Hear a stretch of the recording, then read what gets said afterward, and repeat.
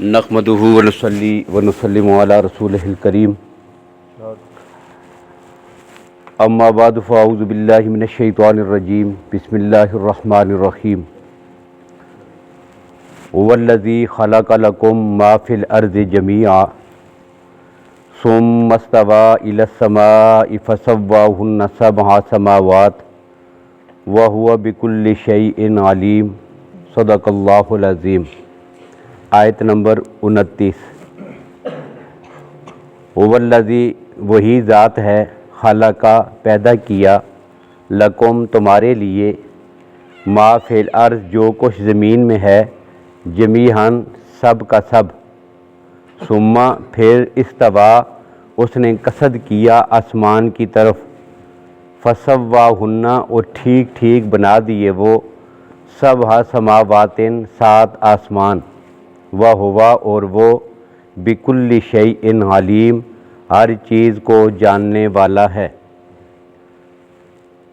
اب اس آیت میں ایک تو عقیدہ توحید کا ذکر کیا گیا ہے، دوسری بات جو ان دونوں آیات میں کل والی آیت میں 28 نمبر آیت میں اور آج کی آیت میں ذکر کی گئی ہے وہ انسان کو اس کی حیثیت بتلائی گئی ہے، کیونکہ اگلی آیات میں آیت نمبر 30 میں حضرت آدم علیہ السلام کی تخلیق کا ذکر ہے۔ اب پہلے انسان کی تخلیق سے پہلے انسان کو اس کا مقام اس کی حیثیت متعین کر کے بتائی گئی ہے، ساتھ ہی عقیدہ توحید بھی بتایا گیا ہے۔ اب ایک آیت کی تشریح کل آپ نے سن لی تھی کیف تکفرون باللہ، اس آیت کی۔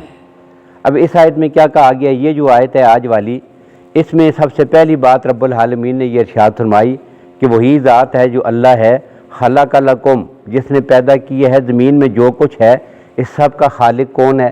رب العالمین کی ذات ہے۔ اب یہاں پر جو ایک لفظ ہے لکم، اس کا معنی ہے تمہارے لیے۔ اب اس سے پھر مفسرین نے آگے بہت سارے مسائل ذکر کیے۔ اس میں ایک مسئلہ یہ ذکر کیا کہ کائنات کی ہر چیز انسان کے لیے بنائی گئی ہے۔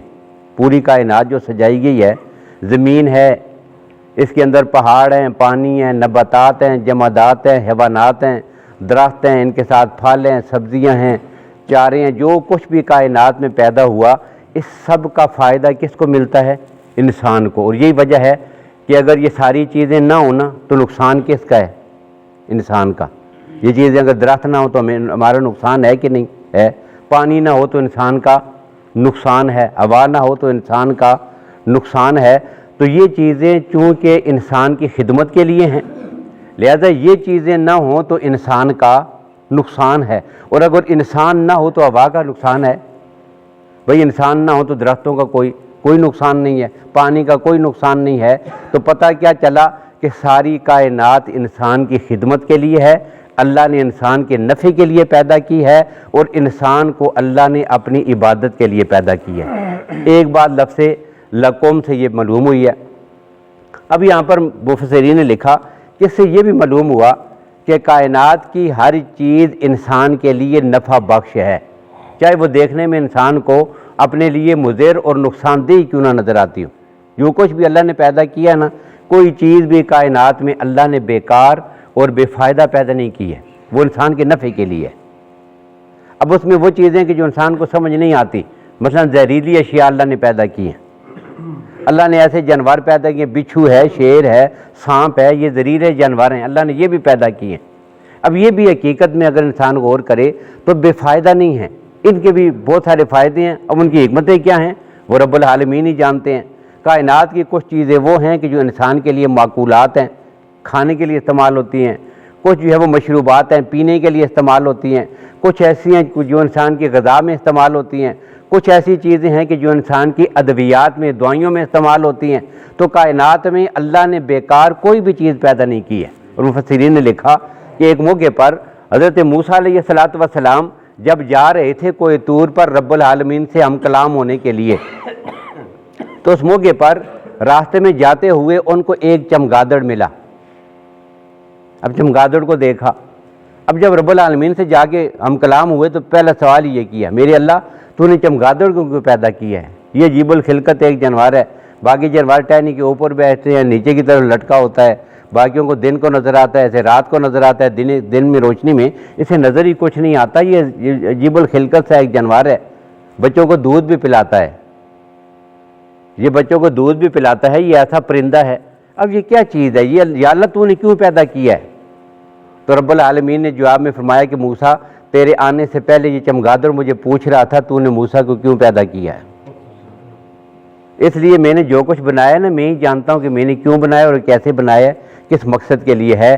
اس لیے کائنات میں جو کچھ بھی بنا ہے نا وہ انسان کے فائدے کے لیے ہے، بے مقصد نہیں ہے چیز نکمی کوئی زمانے میں۔ کائنات کی کوئی چیز فضول اور بے مقصد نہیں ہے، سب کو اللہ نے ایک مقصد کے لیے پیدا کیا۔ اور اصل جو مسئلہ یہاں پہ بتانا مقصود تھا وہ کیا ہے؟ لکم، اللہ نے کائنات کو انسان کے لیے پیدا کیا، یہ انسان کی خدمت کے لیے ہے۔ اور انسان کیا ہے؟ یہ مخدوم کائنات ہے، انسان مخدوم ہے، اور یہ ساری چیزیں اس کے لیے کیا ہیں؟ خادم۔ اب خادم اور مخدوم میں یہاں پر مفسرین نے لکھا اس جملے میں تو شرک کی جڑ نکال کے رکھ دی ہے۔ وہ کیسے کہ خادم اور مخدوم ایک انسان اس میں تمیز نہ کر سکے کہ میں مخدوم ہوں یا میں خادم ہوں۔ اب مثلا ایک آدمی کسی کے گھر میں مہمان چلا جائے، اب سمجھنے کے لیے ایک مثال آپ سمجھیں کہ کسی کے گھر میں ایک آدمی مہمان چلا جائے، اب جس کی ہم مہمان ہوئے وہ ہمارا کیا تھا؟ میزبان تھا، ہم اس کے مہمان تھے۔ اب اس نے کیا کیا؟ اپنے گھر میں اپنے کمرے میں ہمارے لیے ضرورت کے لیے ساری چیزیں متعین کر دی۔ سردی ہے ہمیں جو ہے وہ لحاف اور بستر بھی دے دیا، اور جو ہے وہاں پر پینے کے لیے پانی بھی لا کے رکھ دیا، وضو کرنے کے لیے سامنے واش روم ہے اس میں لوٹا بھی لا کے رکھ دیا، یہاں آپ نے وضو کرنا ہے، ضرورت پڑے تو یہ پانی پینا ہے، سردی لگے تو یہ بستر اوڑھ لینا ہے، اور گرمی لگے تو پنکھا چلا لینا ہے، یہ آپ کے آرام کے لیے کمرہ ہے، یہ ساری چیزیں مصلی بھی لا کے دے دیا، ضرورت پڑے تو نماز پڑھنی ہے، یہ ساری چیزیں اس نے ضرورت کے لیے اس گھر میں متعین کر کے ہمیں دے دی۔ اب کیا کرنا چاہیے؟ شکریہ تو ادا بنتا ہے نا، بھائی شکریہ بنتا ہے کہ نہیں بنتا؟ شکریہ تو ادا کرنا چاہیے۔ اب یہاں پر دیکھیے شکریہ ادا کرنے کے دو طریقے۔ ایک طریقہ یہ ہے کہ براہ راست آدمی ہر ایک چیز سے، چونکہ لوٹے کی وجہ سے مجھے سہولت میسر آئی ہے اور میں نے اس سے استنجا کیا، وضو کیا، لہذا جا کر ہاتھ جوڑے لوٹے کے سامنے کہ تیری مہربانی، تو اس سے مجھے یہ فائدہ ہوا ہے کہ میں نے تجھے استعمال کیا ہے۔ جاگ میں پانی رکھا ہوا تھا، جاتے ہوئے اس کے سامنے بھی ہاتھ جوڑے کہ تیری مہربانی ہے، تو نے میری پیاس بجھائی ہے اور پینے کی ضرورت پوری ہو گئی ہے، تیرا بھی شکریہ ہے۔ بستر کے سامنے بھی ہاتھ جوڑ رہا ہے، پنکھے کے سامنے بھی ہاتھ جوڑ رہا ہے، مصلے کے سامنے بھی ہاتھ جوڑ رہا ہے، تو کمرے میں جو جو ایک ایک چیز پڑی ہے نا سب کے سامنے ہاتھ جوڑ رہا ہے۔ ایک طریقہ یہ ہے۔ اب دیانتداری کے ساتھ بتائیے کہ یہ عقل مندوں کا طریقہ ہے یا بے وقوفوں کا؟ یہ بے وقوفوں والا طریقہ ہے۔ عقل مندی کا طریقہ کیا ہے؟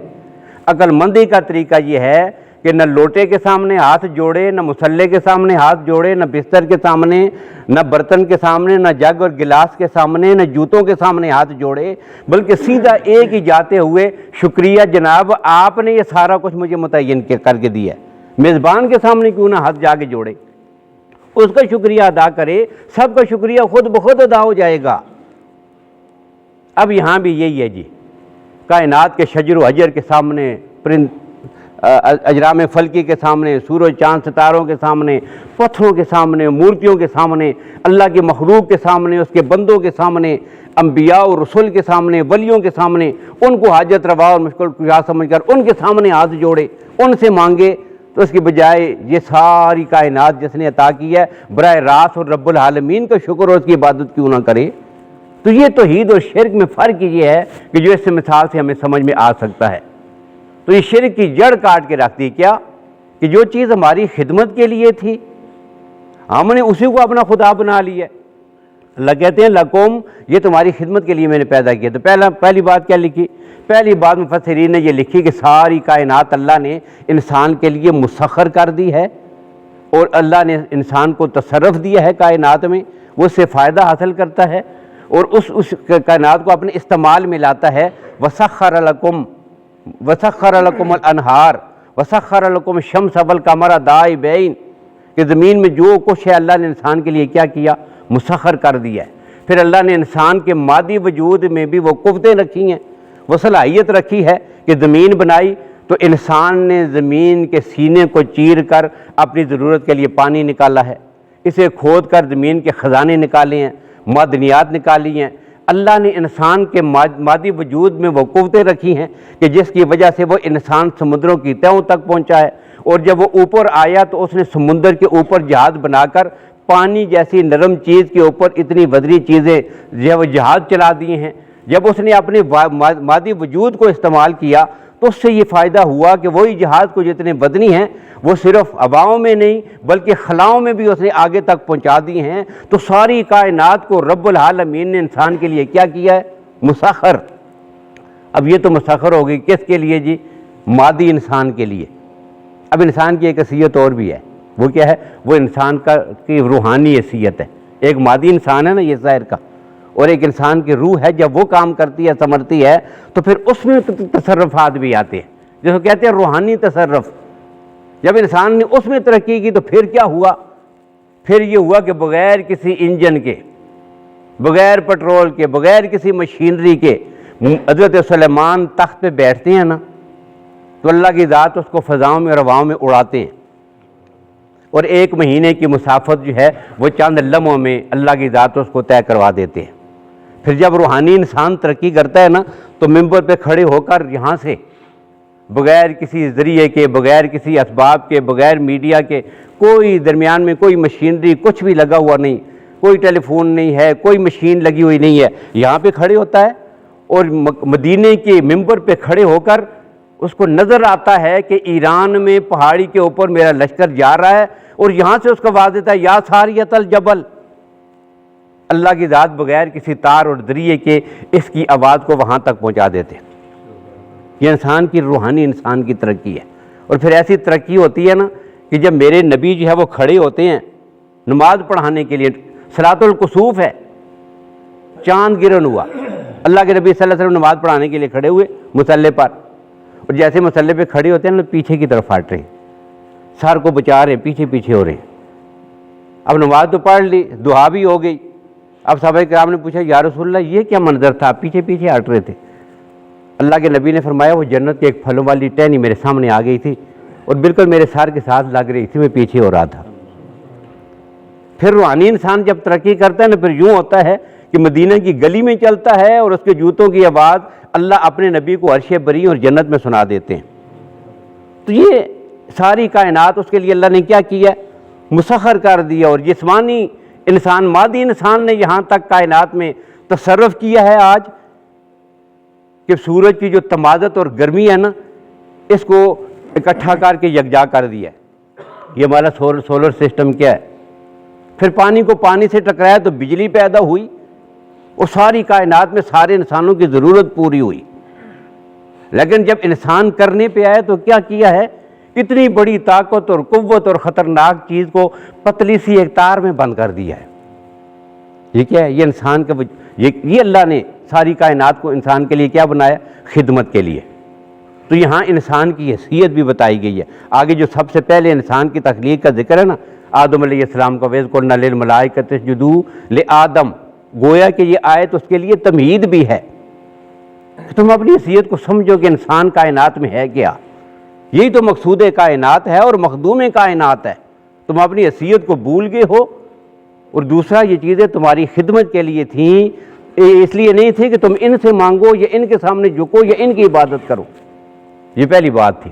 اب دوسری بات جو اس میں ذکر کرنی ہے وہ یہ ہے کہ یہاں پر پھر فقہاء کرام نے بہت سارے مسائل بھی لکھے ہیں، تفاسیر میں وہ سارے مسائل آتے ہیں اور ایک ایک آیت سے کتنے مسائل بھی نکلتے ہیں۔ اب یہاں پر لفظ لکم سے مفسرین نے کیا مسئلہ لکھا؟